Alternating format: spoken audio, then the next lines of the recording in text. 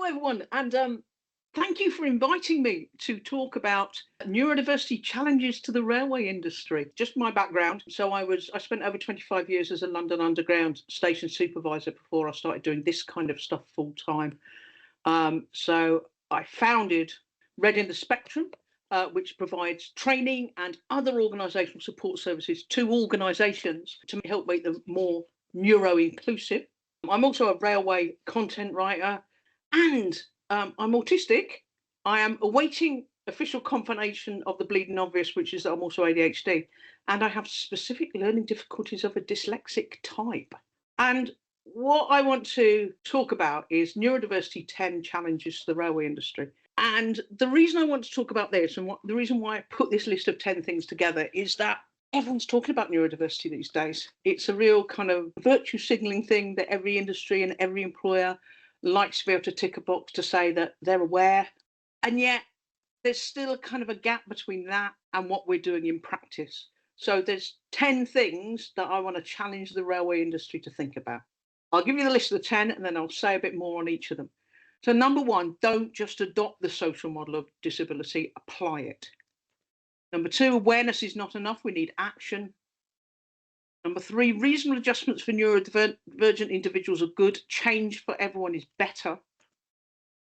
Number four, trained available staff are crucial to accessibility for neurodivergent passengers. Number five, use technology and innovation to work with staff, not to replace them. Number six, complexity and competition create confusion. Number seven, an inclusive railway for neurodivergent people is a better railway for everyone. Number eight, neurodivergent workers' rights do not depend on how productive we are. Number nine, we are different from typical people and we're different from each other. And number 10, nothing about us without us. I wrote that in a deliberately provocative way. You don't have to agree with it all. I'll explain what I mean by each of those points, but I'm trying to get the railway industry to think, to realise it needs to do more than just be aware, and there's these challenges for it to meet.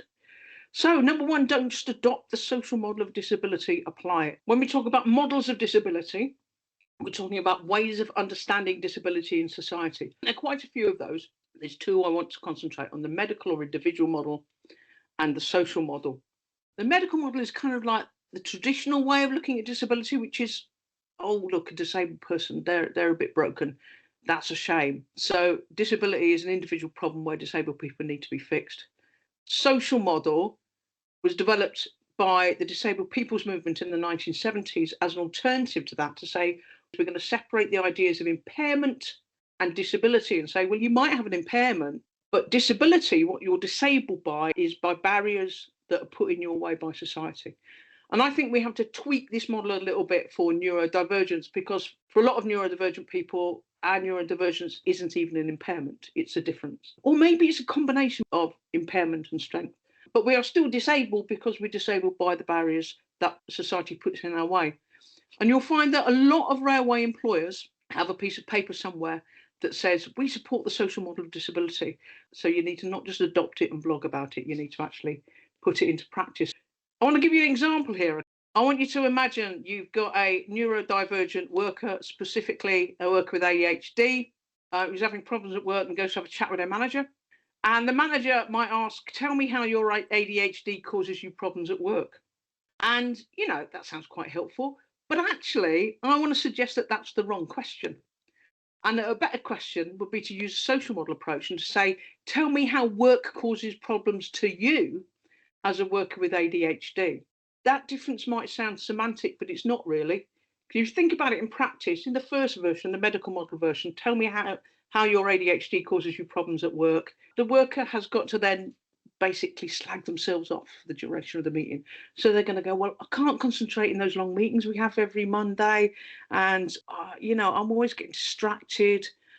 Whereas in the second version, tell me how work causes problems to you as a worker with ADHD, they can say things like, I find that the meetings that we have are too long and that makes it hard for me to concentrate. Or the office you've got me working in with 12 other people and a load of noise is not conducive to my ability to concentrate. And you'll notice that not only is that more pleasant for the worker to be able to not have to sit there and slag themselves off. But it's also much more effective in identifying solutions, because no one's going to change this person having ADHD, but what they can change is the workplace environment that they're in. Okay, so here is an example. I'm going to be using quotes like this from railway workers and passengers during the course of the talk, and they are all genuine. So this is Bob, who's an autistic passenger, who said most of the barriers are due to the infrastructure and systems in place which seem more to help satisfy the business than the customer. There are too many tannoy announcements, and whatever happened to quiet carriages? I found that the noise that other passengers make is at a level that even my noise-cancelling earbuds can't cope anymore. Designated quiet or noisy carriages would make a massive difference to autistic, chronically fatigued me. Here's another anecdote about an autistic train driver, Simon. Simon received an instruction from service control to take his train out of service at the station he was approaching. Control could have given this instruction earlier, but did not. As Simon took the train into the sidings, he passed a signal at danger. A manager interviewed him, asking why this had happened. He did not say how much detail he wanted, so Simon, who was already anxious, gave a lot of information about himself, including that he is autistic. The manager decided that this was the reason for his driving error, disregarding all other factors, and stood Simon down from driving duties. His union rep asked the employer to arrange a cognitive assessment, which showed that Simon was able to drive trains and identify ways to support him. However, the whole process took nearly 2 years. Challenge number 2 of 10 to the railway industry. Awareness is not enough. We need action. What is the point of an awareness week when all year round you're using dyslexia unfriendly print layout, making us work in a way that doesn't work for us, and the sensory environment is unbearable? And unfortunately, there are quite a lot of employers who do exactly that. They will have an awareness week, or they will join in with a national or global world awareness week, but they're not changing what they're doing the rest of the year. They might be able to tick a box that says we're aware now, but it's time to go beyond just awareness and say, let's change the way we do things to make it more neuro-inclusive. Okay, so here is Abby, who's an autistic passenger, who says, my local station has a calm corner waiting room for disabled people.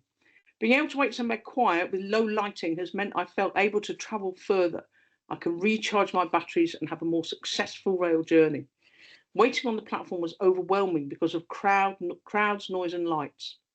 I would be close to a shutdown even before getting on the train. And here's Sasha, who's an autistic spastic ADHD passenger, who says quiet coaches are often not well enforced, and the tannoy announcements are turned up really loud, which sucks if I'm having sensory issues. Sometimes the noise can lead to trauma responses if it's overwhelming and inescapable. Often long-haul local services are too overstimulating, so I'm forced to use more expensive intercity trains. The challenge to the railway industry here is to go beyond awareness, show acceptance, inclusion, and equality. Okay, challenge number 3. Reasonable adjustments for neurodivergent individuals are good, but change for everyone is better. Nick is autistic and dyspraxic station supervisor.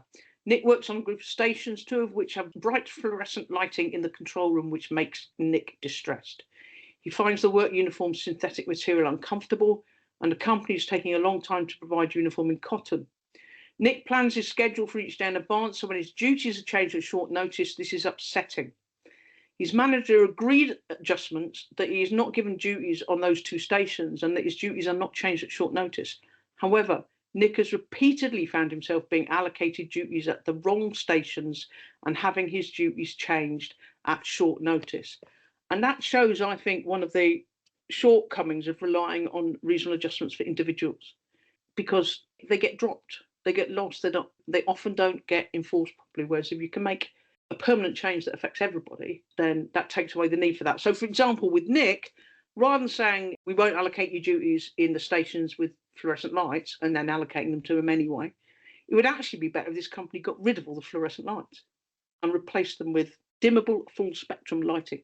And that would make it better, not just for Nick, but for a whole range of people who have difficulties with fluorescent lights, whether that's because of epilepsy or migraines or what have you. Better then would be to replace the fluorescent lighting with full spectrum lighting at all stations, to keep stocks of cotton uniform items, and to minimise late notice duty changes. Provocative statement here, we need accessibility as standard, not as required. Sometimes organisations, companies, they'll say, well, we'll provide this for you as required, but then that puts the onus on the individual to know they're neurodivergent, be able to specify what their needs are and put their hand up and say, oi, me over here, different from everyone else. Can you do this for me? Whereas what we really want to do is to be able to work and travel on and use services and organisations and find that they're accessible.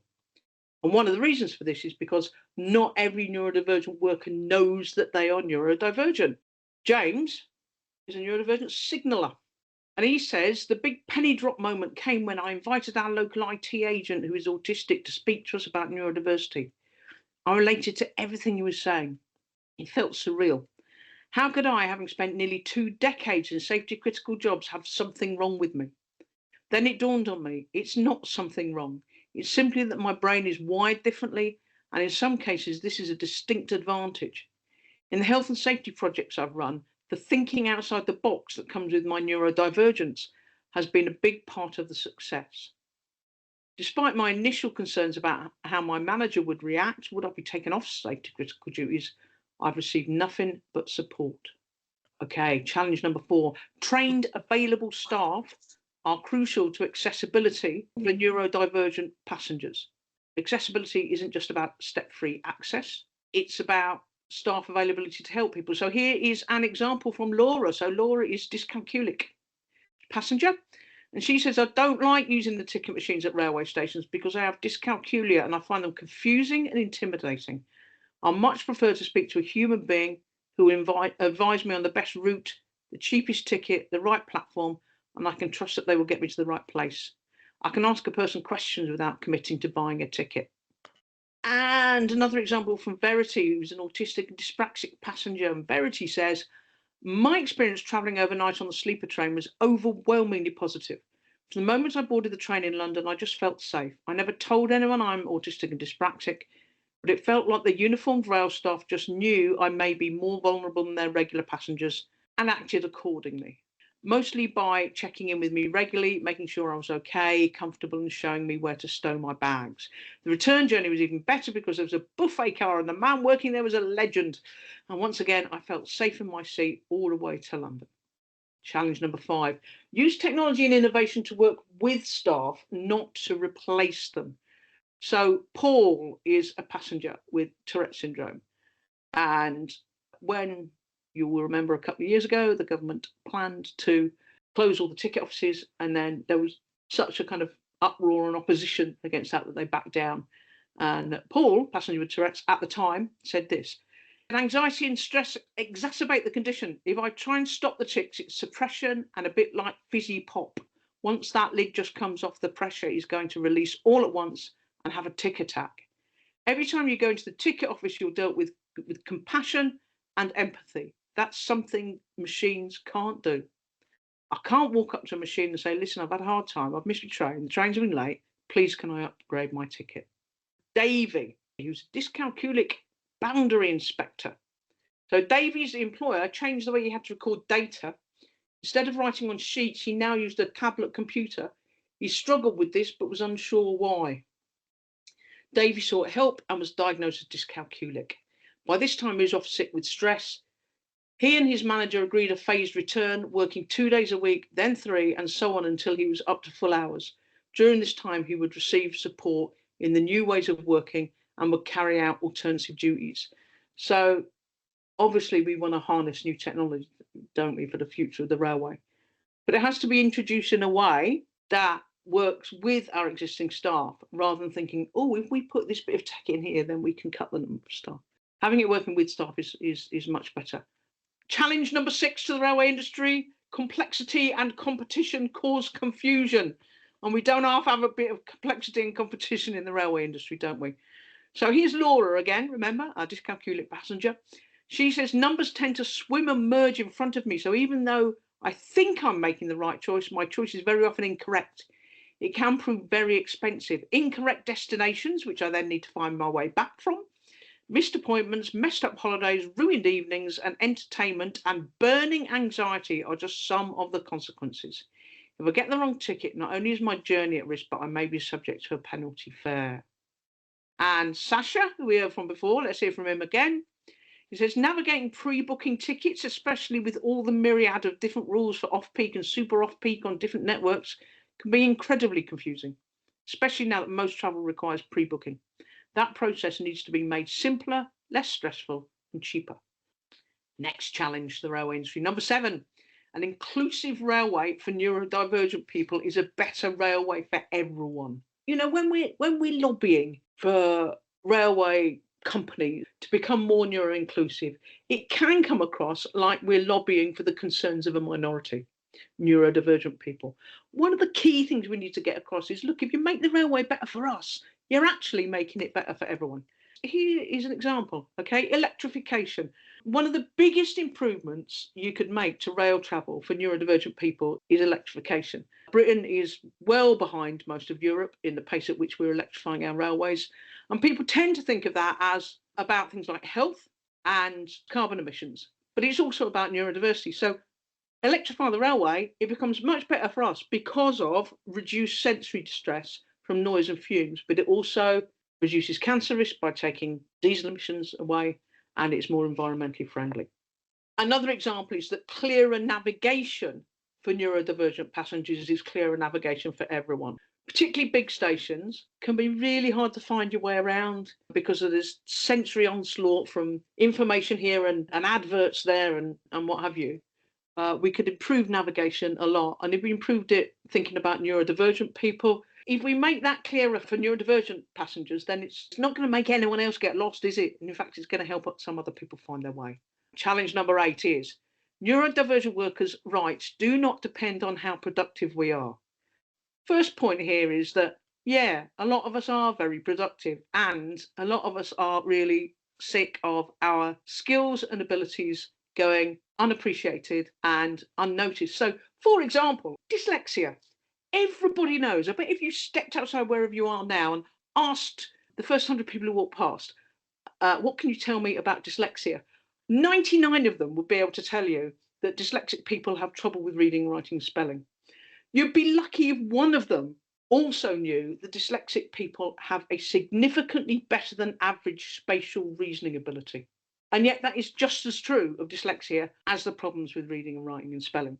And that is, of course, relevant to the railway industry because on this page here, we have a picture of 4 award-winning stations designed by dyslexic people. Dyslexic people are massively overrepresented amongst successful architects, and it's because of that enhanced spatial reasoning ability. So yeah, we do want our skills appreciated. However, what we don't want is for railway organisations, employers, etc. to say, oh, great, you're neurodivergent, what's your party trick? What's your superpower? Just because you're neurodivergent doesn't mean you have to be able to remember the entire tube map or the entire railway timetable in your head because I once knew an autistic bloke who could do that. Okay, so similarly, neurodivergent passengers' rights do not depend on how much revenue they generate. We might have to put a lot of resources and a lot of effort into making the railway more accessible to some people who can't even afford to travel much or who travel on reduced fares. So what? Neurodivergent people have the right to travel on the railway, to access it on an equal level to everyone else, however much revenue they bring in. Challenge number 9 is we are different from typical people and also different from each other. Let's hear from Mohammed, who's a dyslexic train driver.